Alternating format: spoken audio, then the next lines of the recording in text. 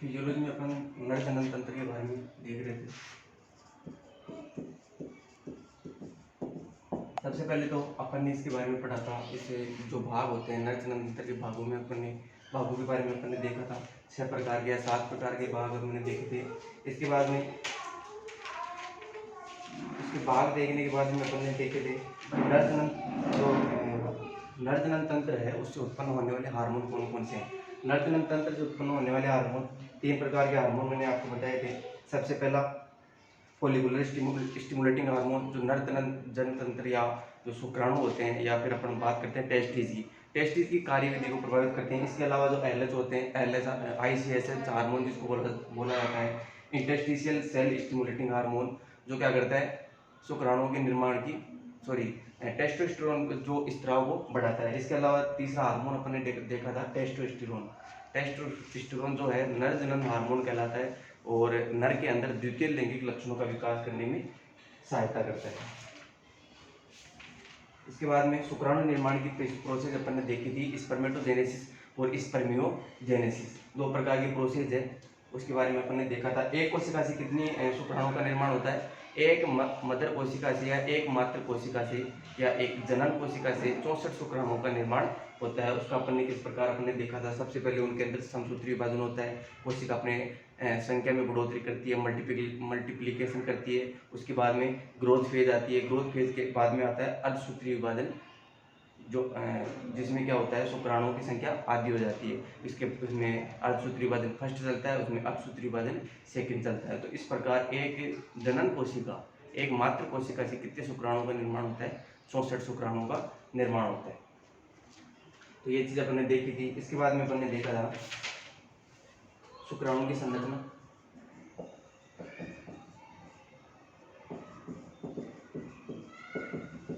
शुक्राणु की संरचना की बात करते हैं तो 3 भाग अपन ने इसके देखे थे। सबसे पहला हेड भाग,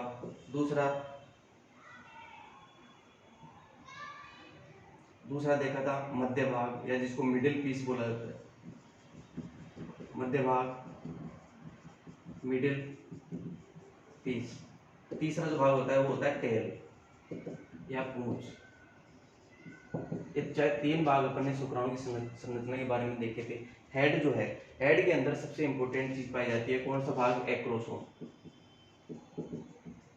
एक्रोसोम का भाग हेड के अंदर पाया जाता है और एक्रोसोम में कौन सा एंजाइम पाया जाता है, हाइल्यूरोनिक एसिड। हाइल्यूरोनिक अम्ल इसके अंदर पाया जाता है। इसका कार्य क्या होता है, हाइल्यूरोनिक अम्ल का कार्य क्या होता है, इसका कार्य होता है मादा के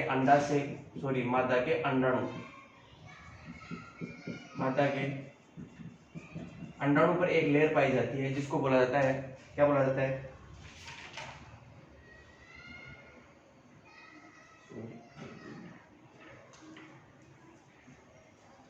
मादा के अंडाणु के ऊपर जो लेयर पाई जाती है जोना पेलुसिडा। इस जोना पेलुसिडा को नष्ट करने का काम कौन करता है, हाइल्यूरोनिक अम्ल। हाइल्यूरोनिक अम्ल जो है वो जोना पेलुसिडा मादा के अंडाणु के ऊपर उपस्थित जो ऊपर की जो लेयर होती है, जोना पेलुसिडा नाम है जिसका, उसको नष्ट करने का काम कौन करता है, हाइल्यूरोनिक अम्ल। ये हाइल्यूरोनिक अम्ल, इसको जोना पेलुसिडा को नष्ट करने का काम क्यों जरूरत पड़ी इसकी, जोना पेलुसिडा को नष्ट करने की जरूरत क्या है, क्योंकि ये जो लेयर होती है वो शुक्राणुओं को अंदर प्रवेश करने से रोकती है। जो शुक्राणु होते हैं, शुक्राणुओं को अंडाणु में प्रवेश करने से रोकती है, मतलब जो निषेचन का जो प्रोसेस होता है उसको रोकने का कार्य करती है। तो जो हाइल्यूरोनिक अम्ल जो होता है वो जोना पेलुसिडा को नष्ट करता है। जैसे जोना पेलुसिडा नष्ट होती है, इसका शुक्राणु का हेड वाला भाग जो है एक्रोसोम, या इसके पूरा जो हेड वाला भाग है जिसके अंदर न्यूक्लियस भी पाया जाता है, न्यूक्लियस भी जिसके अंदर पाया जाता है, वो किसके अंदर प्रवेश करता है, जोना पेलुसिडा नष्ट करने के बाद अंडाणु में प्रवेश करता है। और अंडाणु में प्रवेश करने के पश्चात क्या कौन सी प्रोसेस होती है, निषेचन की, फर्टिलाइजेशन की प्रक्रिया प्रारंभ होती है। ये फर्टिलाइजेशन की जो प्रोसेस है वो प्रारंभ होती है जोना पेलुसिडा को नष्ट करने के बाद। और जोना पेलुसिडा को नष्ट करने का काम कौन करता है, हाइल्यूरोनिक अम्ल। तो ये हो गई हेड की बात, होगी सब में अलग अलग जीवों के अंदर अलग अलग आकार के शुक्राणु पाए जाते हैं। उनके अंदर जो हेड की जो साइज होती है वो अलग होती है, लंबाई अलग होती है, चौड़ाई अलग होती है। अपन ने बुल के बारे में देखा था, अपन ने हॉर्स के बारे में देखा था कि उनके जो हेड वाला पार्ट जो है उसकी लंबाई कितनी होती है या इनकी चौड़ाई कितनी होती है। अपन बात करते हैं बुल स्पर्म की, तो बुल स्पर्म की लंबाई मैंने बताई थी 50 से 80 माइक्रोमीटर। बुल के स्पर्म की लंबाई कितनी होती है? 50 से 80 माइक्रोमीटर। इसके हेड की अगर बात करें, क्योंकि अपन अभी हेड पढ़ रहे हैं तो हेड के बारे में देखेंगे, तो हेड की जो लंबाई होती है, हेड की लंबाई की बात करें तो हेड की लंबाई होती है 9.2 माइक्रोमीटर। और इसकी चौड़ाई कितनी होती है? हेड की चौड़ाई कितनी होती है? चौड़ाई होती है 4.5 माइक्रोमीटर। अगर हॉर्स की बात करें, हॉर्स के हेड की बात करें तो इसकी लंबाई कितनी होती है? 6.2 लंबाई 6.2 माइक्रोमीटर। इनको एग्जाम में कई बार पूछा जाता है, ये डाटा आपको याद रखने हैं, जिसमें हेड की लंबाई कितनी होती है। बुल की बात करें तो बुल के हेड की लंबाई कितनी होती है? 9.2, चौड़ाई कितनी होती है? 4.5 माइक्रोमीटर। हॉर्स के हेड की लंबाई कितनी होती है? 6.2 माइक्रोमीटर। इसके बाद में अपन बात करते हैं मध्य भाग जो होता है, जो शुक्राणु का जो मध्य भाग होता है वो किसके द्वारा बना होता है? कि इसमें अंदर माइटोकॉन्ड्रिया पाए जाते हैं। और माइटोकॉन्ड्रिया का क्या कार्य होता है, यह आप सब लोगों को पता है कि माइटोकॉन्ड्रिया का कार्य क्या होता है? ऊर्जा प्रदान करने का कार्य होता है। ऊर्जा प्रदान करने का कार्य किसका होता है? माइटोकॉन्ड्रिया कार्य होता है। और ये मध्य भाग में पाया जाता है। शुक्राणु के मध्य भाग में, मिडिल पीस में पाया जाने वाला जो भाग है उसके अंदर माइटोकॉन्ड्रिया पाए जाते हैं, जो कि ऊर्जा प्रदान करने का काम करते हैं। इसके अंदर तंतु भी पाए जाते हैं, अलग अलग विन्यास इनका होता है। जो तंतु होता है, तंतुओं का विन्यास, इस मिडिल पीस में तंतुओं का विन्यास कितना होता है ये आपको डायरेक्ट याद रखना है, 9+2+2। ये अगर आपने कोशिका के बारे में पढ़ा होगा, कोशिका के बारे में अगर आपने अलग अलग अंगों के बारे में पढ़ा होगा तो वहाँ पे तंतु आए होंगे, तो तंतुओं में वहाँ इसका विन्यास बिल्कुल पूरा क्लियरी रूप से समझाया गया है। उसकी संरचना 9+2 किस प्रकार होती है। अभी आपको सिर्फ इतना याद रखना है कि जो मध्य भाग होता है, मध्य भाग में पाए जाने वाले जो तंतु हैं उनकी जो विन्यास कितना होता है? 9+2। ये आपको डायरेक्ट यहाँ पे याद रखना है। ये हो गई मध्य भाग। टेल की अगर बात करते हैं, पूंछ की अगर अपन बात करते हैं, तो पूंछ का भाग जो होता है वो मिडिल पीस में मध्य भाग से ही निकलता है और इसके अंदर भी तंतु पाए जाते हैं और इन तंतुओं का विन्यास भी यही सेम होता है, 9+2। अब टेल का कार्य क्या होता है? टेल का कार्य होता है शुक्राणु को गति कराना। जब पीछे से अगर टेल हिलती है तो उस समय क्या होते हैं? शुक्राणु गति करते हैं। तो टेल का काम क्या हो गया? कार्य क्या हो गया? शुक्राणु को गति प्रदान करना।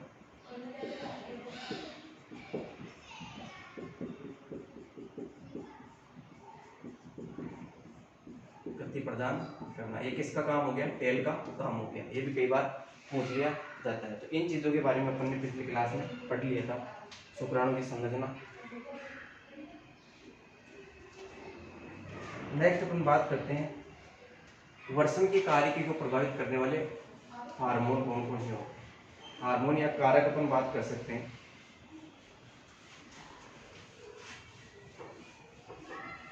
शुक्राणुओं की कार्यकी को, पहले अपन ने हार्मोन देखे थे, 3 प्रकार के हार्मोन। अब अपन देखते हैं कोई कारक, मतलब कौन कौन से ऐसे कारक हैं जो शुक्राणु की कार्यकी को प्रभावित करने वाले होते हैं। इनको कई बार एग्जाम में बहुत बार इनको पूछा गया है, शॉर्ट नोट्स के अंदर भी इनको पूछा जा सकता है, या लॉन्ग जो क्वेश्चन होता है उसके रूप में भी इसको पूछ लिया जाता है। वर्षण की कार्यकी को प्रभावित करने वाले कारक।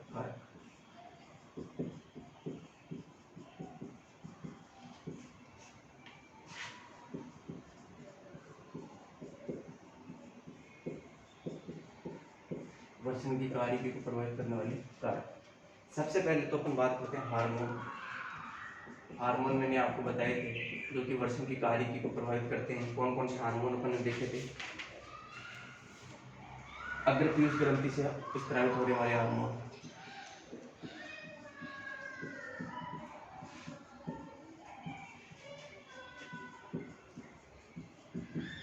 अग्रपीयूष ग्रंथि, जिसको क्या बोला जाता है, एडिनोहाइपोफाइसिस, जिसको क्या बोला जाता है, एडिनोहाइपोफाइसिस। मैंने आपको दो प्रकार के पीयूष ग्रंथि के दो प्रकार के भाग बताए थे, अग्रपीयूष ग्रंथि और पश्चपीयूष ग्रंथि। अग्रपीयूष ग्रंथि है उसको एडिनोहाइपोफाइसिस बोला जाता है,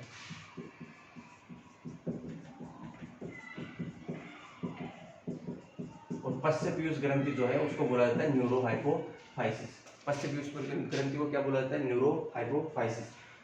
न्यूरोहाइपोफाइसिस जो है पश्चपीयूष ग्रंथि, उससे दो प्रकार के हार्मोन मैंने आपको बताए थे कि जब अपन ने किडनी का पार्ट पढ़ा था, उत्सर्जन तंत्र पढ़ा था, उस समय मैंने आपको बताया था वैसोप्रेसिन हार्मोन एडीएच जिसको बोला जाता है, वो पश्चपीयूष ग्रंथि से स्रावित होता है, मतलब न्यूरोहाइपोफाइसिस भाग से स्रावित होता है। इसके साथ साथ एक हार्मोन और है जो एडीएच के साथ साथ स्रावित होता है, वैसोप्रेसिन के साथ स्रावित होता है। कौन सा था, ऑक्सीटोसिन। ऑक्सीटोसिन का कार्य मादा के अंदर मिल्क लेट डाउन कराना, मतलब मिल्क को बाहर उत्सर्जित करवाना, या इसके अलावा जो गर्भाशय संकुचन उत्पन्न करने में होता है। सही है। तो अग्रपीयूष ग्रंथि के हार्मोन जो है वो वर्षिकी कार्य को किस प्रकार से प्रभावित करते हैं, देखो इसके अंदर अग्रपीयूष ग्रंथि जो है उसके अंदर कौन कौन से हार्मोन स्रावित होते हैं, एफएसएच, आईसीएसएच, इसको एलएच भी कह सकते हैं, जो एलएच की तरह ही कार्य करता है, या प्रोलैक्टिन। ये तीन प्रकार के हार्मोन अग्रपीयूष ग्रंथि से स्रावित होते हैं। वैसे तो और भी बहुत सारे हार्मोन यहाँ से स्रावित होते हैं, लेकिन अपन बात कर रहे हैं वर्षण की कार्य को प्रभावित करने वाले हार्मोन। तो अग्रपीयूष ग्रंथि से तीन प्रकार के हार्मोन ऐसे निकलते हैं जो वर्षण की कार्य को प्रभावित करते हैं, एफएसएच, आईसीएचएच और प्रोलैक्टिन। इनके बारे में मैंने आपको बताया। एफएसएच का कार्य क्या होता है, एफएसएच का कार्य होता है जो जनन कोशिकाएं होती है, शुक्र जनन कोशिकाएं, शुक्र जनन कोशिकाएं, जिनको जर्म सेल्स बोला जाता है।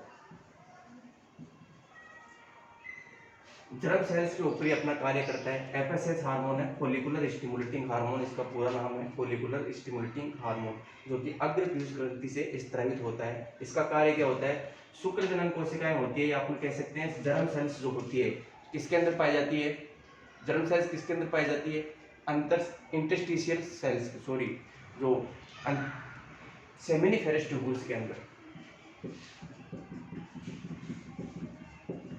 सेमिनिफेरस ट्यूबुल्स या सेमिनिफेरस नलिकाएं जिसको बोल सकते हैं, जो जर्म सेल्स पाई जाती है सेमिनिफेरस ट्यूबुल्स में या शुक्र जनन नलिकाओं में। शुक्र जनन नलिकाओं में तीन प्रकार की कोशिकाएं मैंने आपको बताई थी, जर्म सेल्स, सर्टोली सेल्स और लीडिंग सेल्स। ये तीनों का काम अलग अलग मैंने आपको बताया था।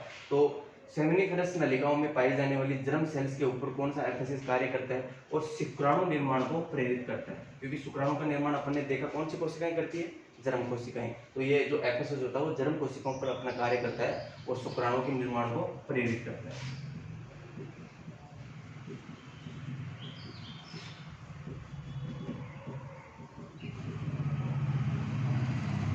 शुक्राणु निर्माण को प्रेरित करता है। दूसरा, ये तो हो गया एफएसएच का काम हो गया। एफएसएच क्या करता है, शुक्र जनन कोशिकाएं जो कि जर्म सेल्स होती है, सही है, शुक्र जनन नलिकाओं में पाई जाती है, जिनके ऊपर अपना प्रभाव दिखाता है और शुक्राणुओं के निर्माण को प्रेरित करता है। दूसरा, आईसीएसएच की अपन बात करते हैं। आईसीएसएच अग्रपीयूष ग्रंथि से स्रावित होने वाला हार्मोन है, अग्रपीयूष ग्रंथि से स्रावित होने वाला हार्मोन है, और ये किसके ऊपर कार्य करता है, लीडिंग सेल्स के ऊपर।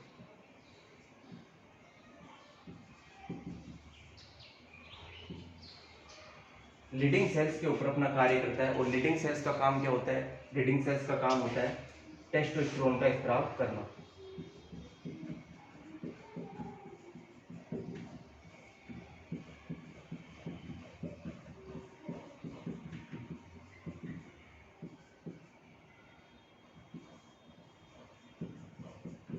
टेस्टोस्टेरोन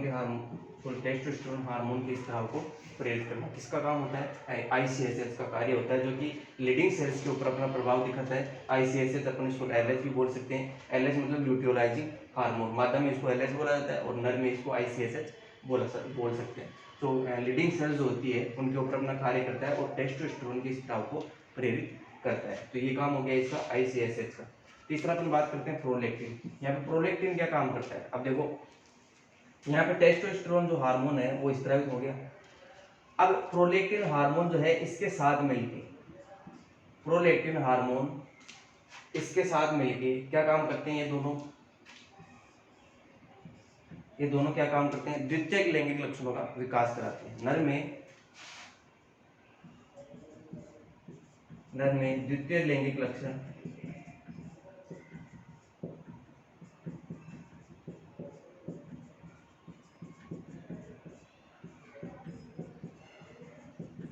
द्वितीय लैंगिक लक्षणों का विकास करवाते हैं। द्वितीय लैंगिक लक्षण जैसे कि नर में जो लक्षण पाए जाते हैं, आवाज मोटी होना, बालों का ब्राउन कलर का होना, या जो भी नर में जो भी लक्षण पाए जाते हैं वो सारे किसके द्वारा उत्पन्न कराए जाते हैं, टेस्टोस्टेरोन। और टेस्टोस्टेरोन के साथ कौन सा हार्मोन मिलता है, प्रोलैक्टिन। ये दोनों मिलकर नर में द्वितीय लैंगिक लक्षणों का विकास करवाते हैं।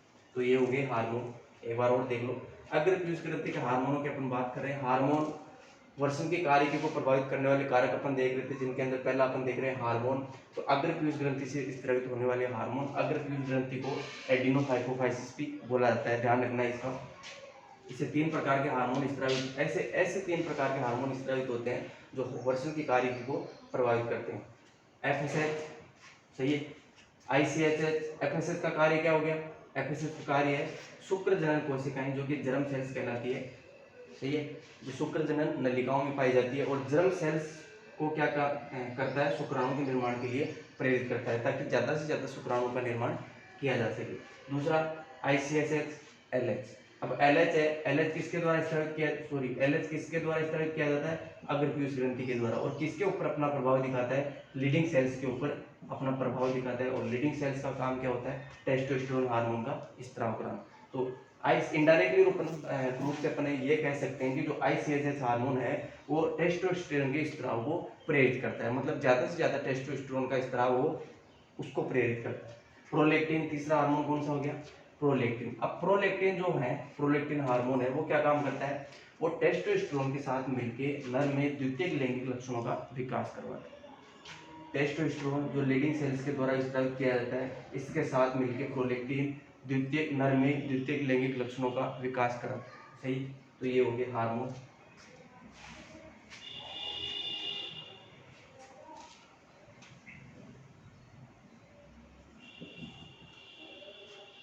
दूसरा अपन देखते हैं हार्मोन, ये तो हो गया अग्र पीयूष ग्रंथि से स्रावित होने वाले हार्मोन।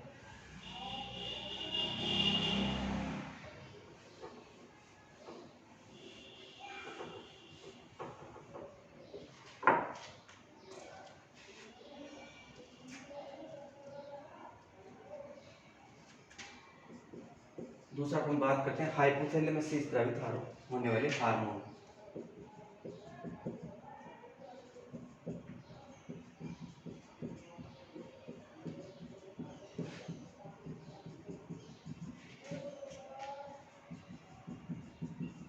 हाइपोथैलेमस, हाइपोथैलेमस यहाँ से आप ध्यान रखना, अग्र जो पीयूष ग्रंथि होती है, सॉरी पीयूष ग्रंथि होती है उसको मास्टर ग्लैंड बोला जाता है, जो सभी बाकी की जो ग्रंथियां होती हैं उनका कंट्रोल करती है। अब हाइपोथैलेमस क्या है, हाइपोथैलेमस जो होता है वो पीयूष ग्रंथि के ऊपर अपना नियंत्रण रखता है। पीयूष ग्रंथि को कंट्रोल करने वाला भी तो कुछ होना चाहिए, वो कौन करता है, हाइपोथैलेमस, जो कि दिमाग के पास और मस्तिष्क के पास ही, मस्तिष्क का जो एक प्रकार का भाग होता है, कौन, हाइपोथैलेमस, मस्तिष्क का भाग होता है, जो कि पूरी पीयूष ग्रंथि के अग्र पश्च सारे जितने भी पार्ट होते हैं उनको कंट्रोल करने का काम करता है। फिर ये पीयूष ग्रंथि जो है वो शरीर की सारी ग्रंथियों का कंट्रोल करती है, ग्रंथियों के ऊपर नियंत्रण रखती है। तो अपन बात कर रहे हैं हाइपोथैलेमस की। तो हाइपोथैलेमस से ऐसे हार्मोन स्रावित किए जाते हैं, ऐसे हार्मोन स्रावित किए जाते हैं जो शुक्राणु के निर्माण को बढ़ाते हैं। अब इसमें कौन कौन से हार्मोन हैं उनके बारे में देखना। सबसे पहले तो GnRH,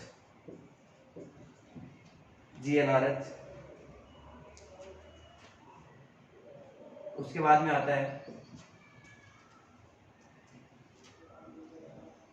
एड्रिनल कॉर्टेक्स से स्रावित होने वाले हार्मोन,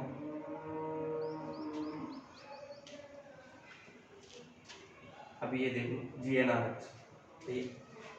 GnRH क्या है, इसका फुल फॉर्म क्या है, गोनेडोट्रोपिक रिलीजिंग हार्मोन।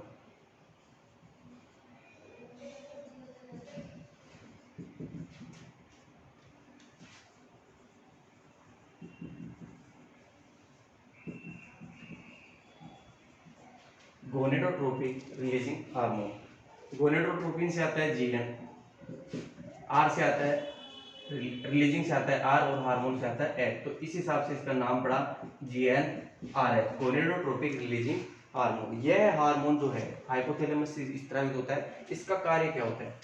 जीएनआरएच का कार्य क्या होता है? ये पीयूष ग्रंथि के ऊपर अपना प्रभाव दिखाता है। और एफएसएच फॉलिकुलर स्टिमुलेटिंग हार्मोन, आईसीएसएच, सही है, इसके साथ साथ प्रोलैक्टिन, एफएसएच, आईसीएसएच और प्रोलैक्टिन, जो 3 प्रकार के हार्मोन अभी अपन ने जस्ट डिस्कस किए, अग्र पीयूष ग्रंथि से स्रावित होने वाले हार्मोन एफएसएच, आईसीएसएच और प्रोलैक्टिन, इनके स्राव को बढ़ाता है। अब जीएनआरएच का काम क्या होता है? हाइपोथैलेमस हो गया, हाइपोथैलेमस स्रावित होने वाला हार्मोन जीएनआरएच, जीएनआरएच है, ये एफएसएच, आईसीएसएच, प्रोलैक्टिन, इन तीनों हार्मोनों के स्राव को बढ़ाता है। और इन तीनों का हार्मोनों का स्राव बढ़ेगा तो ये वर्षण की कार्यकी को प्रभावित करेंगे, क्योंकि अपन ने जस्ट अभी इसके पहले जो हार्मोन स्रावित हार्मोन जो अपने डिस्कस किए थे वो तीनों यही थे, एफएसएच, आईसीएसएच, प्रोलैक्टिन। तो अगर ये स्रावित होते हैं तो जाहिर सी बात है जो वर्षण होता है उसकी कार्यकी प्रभावित होता है। एफएसएच जो होता है वो शुक्राणु के निर्माण को प्रेरित करता है, आईसीएसएच होता है वो किसके निर्माण को? टेस्टोस्टेरोन के स्राव को प्रेरित करता है, प्रोलैक्टिन होता है वो टेस्टोस्टेरोन के साथ मिलकर द्वितीयक लैंगिक लक्षणों का विकास करवाता है। और इन तीनों का स्त्रावण कौन करवाता है? जीएनआरएच, एफएसएच, आईसीएसएच और प्रोलैक्टिन, इन तीनों का स्त्रावण कौन कराता है? जीएनआरएच। तीसरे प्रकार की ग्रंथि होगी एड्रिनल ग्रंथि। एड्रिनल ग्लैंड, एड्रिनल ग्लैंड से एड्रिनल ग्लैंड के कोर्टेक्स, एड्रिनल ग्रंथि के कोर्टेक्स भाग से स्रावित होने वाले हार्मोन जो हैं वो भी वर्षण की कार्यकी को प्रभावित करते हैं। एड्रिनल ग्रंथि, एड्रिनल ग्लैंड के कोर्टेक्स वाले भाग से स्रावित होने वाले हार्मोन भी वर्षण की कार्यकी को प्रभावित करते हैं। चौथा प्रकार है थाइमस ग्रंथि। थाइमस ग्रंथि से स्रावित होने वाले हार्मोन थाइमोसिन जिसको बोला जाता है वो भी अब जो वर्षण की कार्यकी को प्रभावित करते हैं। थायराइड ग्रंथि,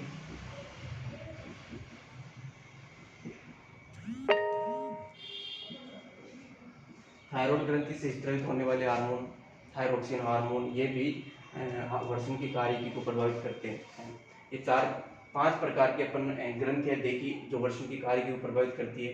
सबसे पहली अग्र पीयूष ग्रंथि से स्रावित होने वाले हार्मोन, हाइपोथैलेमस से स्रावित होने वाले हार्मोन, एड्रिनल ग्लैंड के कोर्टेक्स वाले भाग से स्रावित होने वाले हार्मोन, थाइमस ग्रंथि से स्रावित होने वाले हार्मोन, इसके अलावा थायराइड ग्रंथि से स्रावित होने वाले हार्मोन। ये 5 प्रकार की जो ग्रंथियां होती है वो वर्षण की कार्यकी को प्रभावित करती है।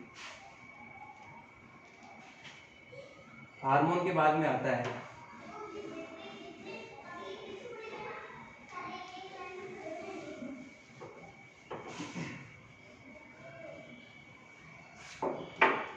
तापमान। दूसरा प्रकार का कारक है तापमान। तापमान किस प्रकार प्रभावित करता है? ज्यादा तापमान होता है तो उस समय वर्षण जो होता है वर्षणों का निर्माण नहीं होता। ज्यादा टेम्परेचर पर, अधिक तापमान पर शुक्रवर्षण के अंदर शुक्राणुओं का निर्माण नहीं होता। अधिक तापमान पर अगर टेम्परेचर अधिक है, ज्यादा है, तो शुक्राणुओं का निर्माण नहीं होगा।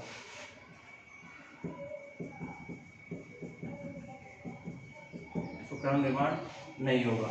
अगर टेम्परेचर कम है, टेम्परेचर ज्यादा की मैं बात कर रहा हूँ 37 डिग्री से ऊपर, 37 डिग्री सेंटीग्रेड से ऊपर का अगर टेम्परेचर, अपन ह्यूमन की बात करें तो 37 डिग्री सेंटीग्रेड से ऊपर का, इतना या इससे ऊपर का अगर तापमान है तो उसमें शुक्राणु निर्माण नहीं होंगे। और अगर टेम्परेचर कम है, कितना, 33 डिग्री सेंटीग्रेड से अगर कम है या इससे कम, अपन 30 डिग्री सेंटीग्रेड मान सकते हैं, 30 डिग्री सेंटीग्रेड से अगर नीचे टेम्परेचर है तो भी शुक्राणुओं का निर्माण नहीं होगा। तो मतलब एक फिक्स टेम्परेचर होता है, जो मीडियम टेम्परेचर होता है, फिक्स टेम्परेचर होता है, उसी के ऊपर शुक्राणुओं का निर्माण होता है। इसलिए स्क्रोटम मैंने आपको शुरू में जो जनन तंत्र है, नर जनन तंत्र के भाग बताए थे, जिसमें स्क्रोटम बताया था, वर्षण कोश, वर्षण कोश। जो वर्षण कोश जो होता है वो शरीर के बाहर की तरफ स्थित होता है। क्यों स्थित होता है? ताकि शुक्राणु के निर्माण के लिए जो पर्याप्त टेम्परेचर है वो वर्षण को प्रोवाइड किया जा सके। सही है। वर्षणों के निर्माण के शुक्राणु के निर्माण के लिए जो टेम्परेचर आवश्यक है, शुक्राणु के निर्माण के लिए जितना टेम्परेचर आवश्यक होता है उसको बनाए रखने के लिए जो स्क्रोटम होता है वो वर्षणों को शरीर से बाहर की तरफ स्थित रखता है। स्क्रोटम का तापमान मैंने आपको बताया था शरीर के तापमान से कितना होता है, 1 से 8 डिग्री सेंटीग्रेड तक कम हो सकता है। 1 से 8 डिग्री सेंटीग्रेड तक कम हो सकता है और इसी टेम्परेचर पर क्या होता है, शुक्राणु का निर्माण संभव है। तो ये हो गया तापमान। तीसरा अपन बात करते हैं आहार। आहार के ऊपर बात करते हैं तो आहार के अंदर अगर प्रोटीन की मात्रा, विटामिन की मात्रा, सही है, खनिज लवणों की अगर मात्रा, पर्याप्त मात्रा ली जाए तो शुक्राणु का निर्माण बेहतर होता है, अच्छे प्रकार से हो सकता है। अगर डाइट के अंदर प्रोटीन की मात्रा कमी है या विटामिन की कमी है, मिनरल्स की कमी है, वसा की कमी है तो शुक्राणु निर्माण प्रभावित होता है या अपन कह सकते हैं वर्षण की जो वर्षण है उसका कार्य की होती है वो प्रभावित होती है। आहार की वजह से भी ये प्रभावित होती है। ये 3 प्रकार के कारक अपन ने देखे। पहला कौन सा, हार्मोन, दूसरा तापमान, तीसरा आहार। और इनके अंदर अगर बात करें तो एक तापमान और जो हार्मोन होते हैं वो सबसे ज़्यादा प्रभावित करते हैं वर्षण की कार्यकी को, हार्मोन और तापमान।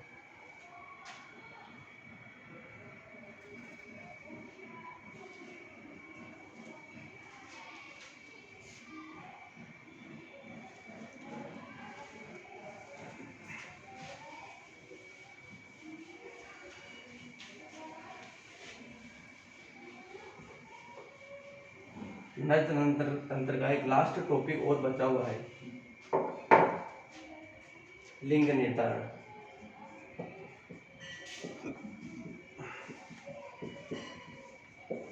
जो लिंग निर्धारण होता है, सेक्स डिटरमिनेशन जो होता है वो नर के द्वारा किया जाता है। नर के द्वारा किया जाता है। नर के द्वारा किस प्रकार किया जाता है आप लोगों को पता होगा। नर में कौन कौन से शुक्राणु पाए जाते हैं, और एक्स और वाई। सही है। इसमें 22 प्लस एक्स वाई ये किस में पाए जाते हैं, नर में।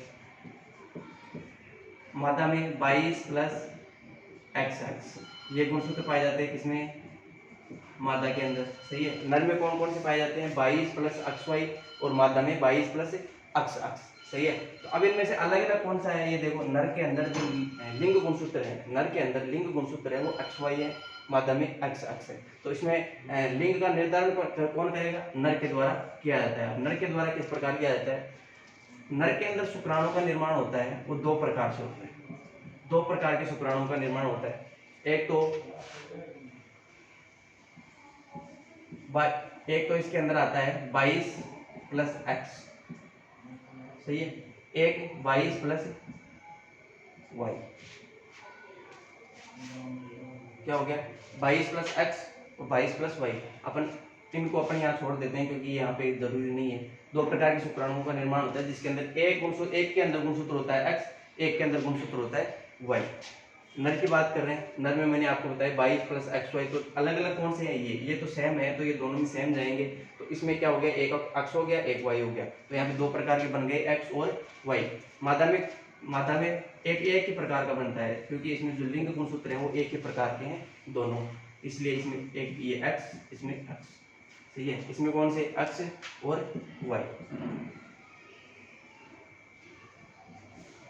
एक्स और वाई। अब देखो लिंग निर्धारण किस प्रकार होता है। नर का एक्स अगर मिलता है, सही है, नर का एक्स मादा के एक्स से मिलता है तो किसका निर्माण होता है, एक्स एक्स का। सही है। एक्स एक्स का निर्माण हो गया, मतलब मादा होगी, मादा की उत्पत्ति होती है। यहाँ पे अगर ये y इस x के साथ मिलता है तो कौन सा, x और y मिलते हैं, तो ये किसका है, नर का गुणसूत्र है। तो इस प्रकार ये जो लिंग निर्धारण किया जाता है वो नर के द्वारा किया जाता है।